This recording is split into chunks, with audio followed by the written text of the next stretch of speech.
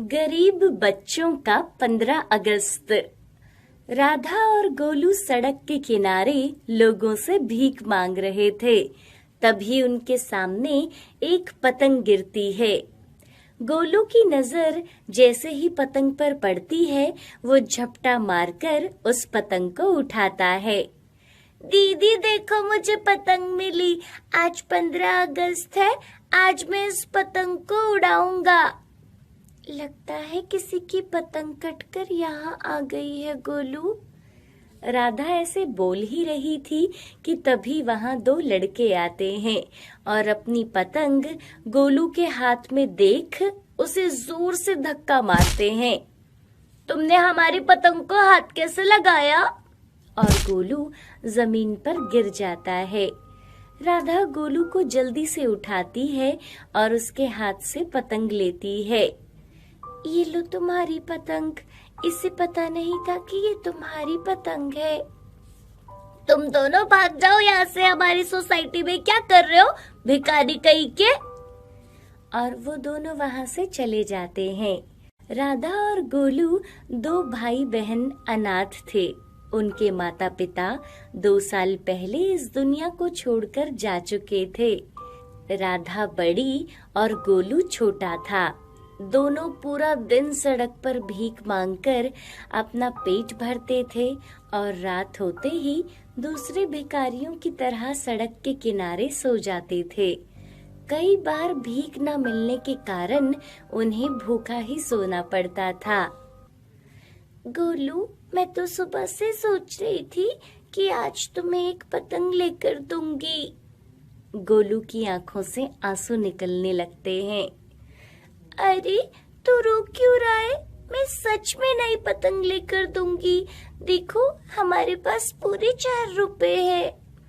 सच में दीदी, हम नई पतंग लेंगे, फिर तो बहुत मजा आएगा। दोनों खुशी खुशी एक पतंग वाली दुकान पर जाते हैं, जहां बहुत सारी रंग बिरंगी पतंग थी और बहुत से लोग वहां से पतंग ले रहे थे। अंकल, ये लो 4 रुपए, एक पतंग दे दो।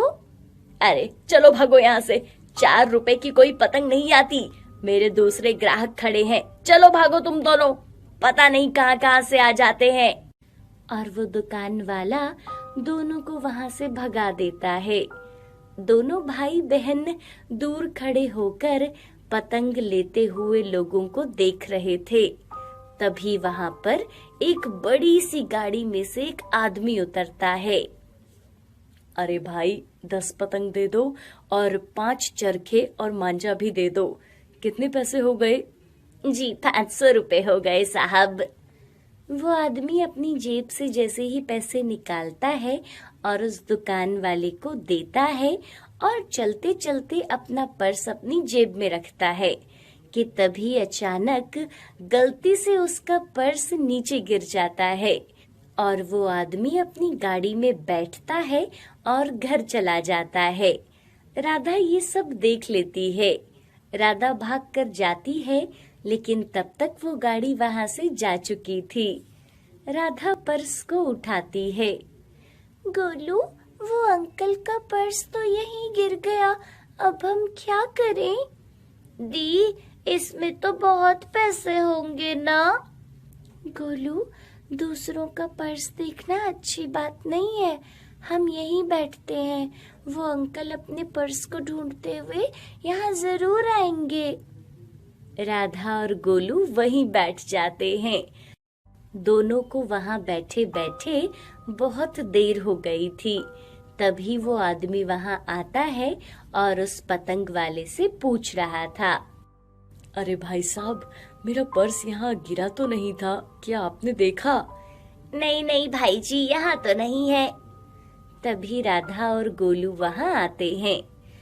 अंकल जी, ये रहा आपका पर्स। आप जब जा रहे थे तो ये यहीं गिर गया था। हम कब से यहाँ बैठकर आपका इंतजार कर रहे थे।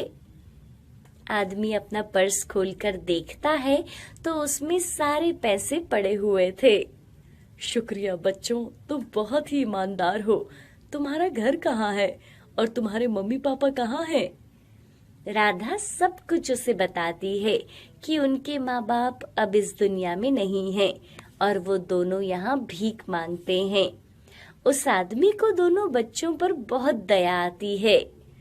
तुम दोनों मेरे साथ मेरे घर चलो। और वो दोनों बच्चों को अपने घर ले जाता है। अरे ये दोनों कौन है? मैं सब बताता हूँ, पहले तुम बच्चों के लिए खाना लेकर आओ। सुमन दोनों बच्चों के लिए खाना लाती है। राधा और गोलू ने पेट भरकर खाना खाया। शायद इतना अच्छा खाना उन्होंने कितने समय से नहीं खाया था। आर्यन, ये लो पतंग और मांझा भी। राधा और गोलू को अपने साथ छत पर लेकर जाओ बेटा, और सब मिलकर पतंग उड़ाओ। तीनों बच्चे छत पर पतंग उड़ाने चले जाते हैं। सुनो जी, इन बच्चों के लिए अपने दोस्त रमेश से बात करो ना, वो इनके बारे में अपने अनाथ आश्रम संस्था में बात कर लेगा। हाँ हाँ, मैंने बात कर ली है, मैं कल दोनों बच्चों को वहाँ लेकर जाऊंगा। अगले दिन गोपाल और सुमन दोनों बच्चों के लिए बहुत सारी शॉपिंग करते हैं और उन्हें अनाथ आश्रम ले जाते हैं। वहाँ राधा और गोलू जैसे और भी बहुत सारे बच्चे थे। दोनों बाकी बच्चों से मिलकर बहुत खुश होते हैं। अब उन्हें गली गली भीख मांगने की जरूरत नहीं थी। वहाँ उनकी जरूरत का सभी सामान था और पढ़ने के लिए किताबें भी थी। गोपाल और सुषमा गरीब किसान थे। उनकी एक बेटी थी पूजा, जो गांव के स्कूल में 8वीं कक्षा में पढ़ती थी। गोपाल के खेतों में चावल की फसल होती थी। गोपाल और सुषमा अपने खेतों में खूब मेहनत करते, लेकिन उसके गांव का ठेकेदार बहुत ही लालची था। वो किसानों से कौड़ी के दाम में चावल खरीदता था। एक दिन, अरे गोपाल, तेरे चावल तो बहुत ही साधारण है, तू भी दूसरे किसानों की तरह बासमती या अन्य बढ़िया किस्म के चावल उगाया कर। आप तो जानते ही हैं ठेकेदार जी, दूसरे चावल को उगाने के लिए महंगे बीज और महंगी खाद भी लगती है। जो पैसे मिलते हैं उससे या तो मैं अपना घर चलाऊं या महंगी खाद खरीदूं। चल ठीक है, तेरे इस चावल का दाम तो बस 10 रुपए किलो ही होगा। ठीक है ठेकेदार जी, जो भी बन पड़ता है दे दीजिए। ठेकेदार के आदमियों ने गोपाल के सारे चावल की बोरियों को तोला। अरे ये तो 40 क्विंटल है मालिक। 40 क्विंटल मतलब 4000 किलो, तो 10 रुपए के हिसाब से तुम्हारे हुए 40,000 रुपए। ये लो 40,000 रुपए। ये 40,000 रुपए गोपाल का साल भर का खर्चा था और इसी कमाई से उसे साल भर अपना घर चलाना था। गोपाल चावल की खेती में से कुछ अनाज घर पर ही रख लेता था, जिससे उसे पूरे साल अनाज खरीदना नहीं पड़ता था। गोपाल पैसे लेकर अपने घर जाता है। ये लो सुषमा, इन पैसों से दाल की एक बोरी ले आओ, और इस बार हमें बस 40,000 रुपए ही मिले हैं, और हाँ, कुछ और राशन भी ले आना। तो क्या इस बार भी हम घर की मरम्मत नहीं करा पाएंगे? क्या करें, अगर मरम्मत नहीं करवाएंगे तो बरसात में फिर वही दिक्कत होगी। जी, इस बार बाकी खर्चा कम कर लेंगे, लेकिन छत की मरम्मत करवा ही लेते हैं। ठीक है, मैं आज ही बात करता हूँ। गोपाल ने अपनी छत का काम करवाना शुरू किया। अरे गोपाल भाई, मुझे नहीं लगता कि 10,000 में घर का काम हो पाएगा। तो कितना खर्चा होगा? कम से कम 15,000 तो लग ही जाएंगे, तब जाकर बरसात से पूरा घर सुरक्षित हो पाएगा। छत की मरम्मत और घर की भरनी करनी है, इन सब में कम से कम तो 15,000 लग ही जाएगा। ठीक है, आप काम शुरू कीजिए। गोपाल ने कॉन्ट्रैक्टर को 15,000 रुपए दिए और घर का काम शुरू हो गया, और कुछ ही दिनों में गोपाल और सुषमा के घर की मरम्मत हो गई। घर तो ठीक हो गया, लेकिन अब साल भर के लिए सिर्फ 25,000 ही है। आप चिंता मत कीजिए, हम थोड़ा सस्ता राशन खरीद लेंगे और हरी सब्जियां नहीं खरीदेंगे, और किसी भी तरह अपना गुजारा कर लेंगे। हाँ पापा, अब तो कम से कम इस बरसात में हमारे घर में बारिश से कोई तकलीफ नहीं होगी। हाँ बेटा, ये तो है, नहीं तो हर साल बरसात में घर में पानी आ जाता था। अब सुषमा ने भी घर के राशन में बदलाव किया और उसने महंगे सामान की जगह सस्ती चीजें ली। अब वो लोग हफ्ते में एक बार ही ताजी सब्जी लाते और बाकी दिन वो दाल चावल ही खाते थे। सुषमा, कल तो तुम बाजार से ब्रोकली ले आना, पूजा को भी वो बहुत पसंद है।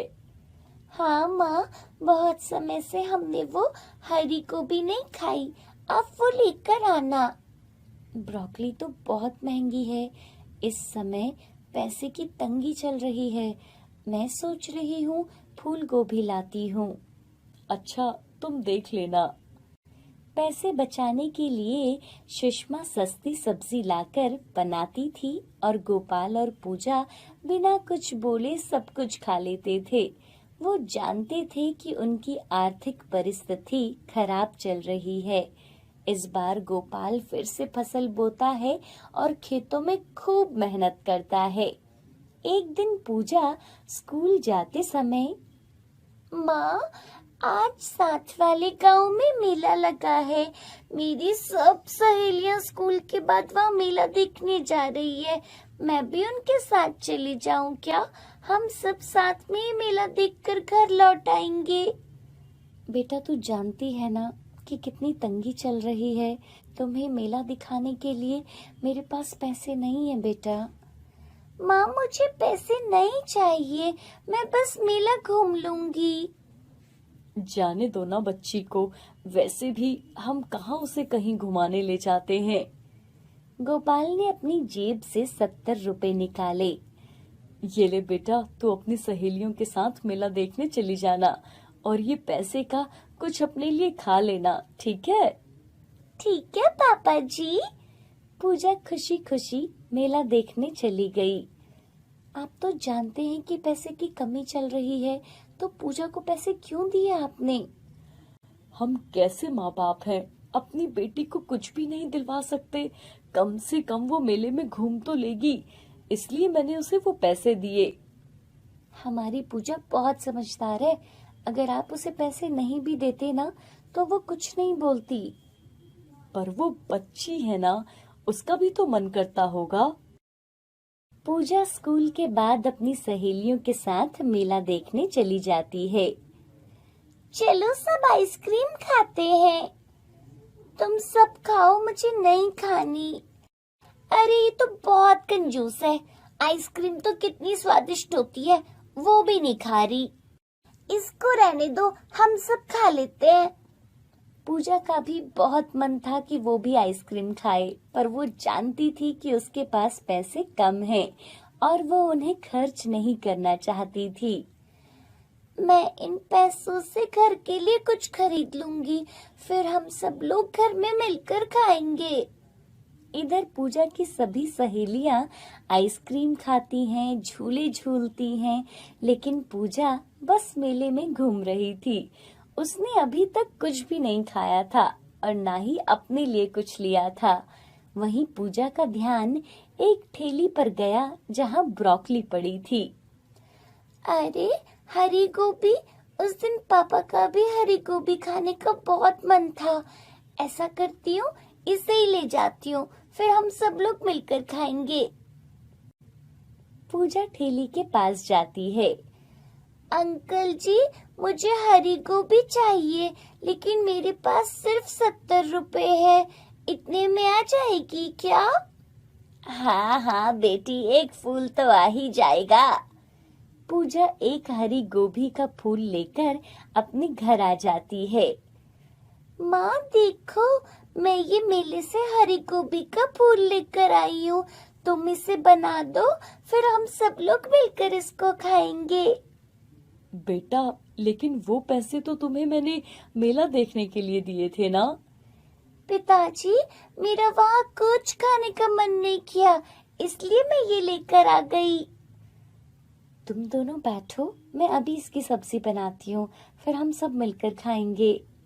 सुषमा देखती है कि ब्रोकली का सिर्फ एक ही फूल है। एक फूल और होता तो अच्छा था, दोनों पेट भर के खा लेते। तभी वहां ब्रोकली का एक और फूल आ जाता है। अरे ये क्या? अजी सुनते हो? पूजा, जल्दी अंदर आओ। पूजा और गोपाल अंदर आते हैं। अरे माँ, मैं तो हरी गोभी का एक ही फूल लाई थी, तो ये दूसरा फूल कहाँ से आया? काश हमारे पास 10 ब्रोकली और होती। सुषमा के ऐसे कहते ही वहां 10 ब्रोकली और आ जाती है। अरे ये तो जादुई ब्रोकली है। अरे वाह, जादुई हरी गोभी। काश हमारा पूरा घर ब्रोकली से भर जाए। और उनका घर पूरा ब्रोकली से भर जाता है। अब गोपाल और सुषमा ब्रोकली बेचने का काम करने लगे थे। वो ठेकेदारों को ब्रोकली बेचने लगते हैं। जल्द ही उनकी सारी गरीबी दूर हो गई। पूजा की हरी गोभी ने उनकी किस्मत पूरे तरीके से बदल दी थी।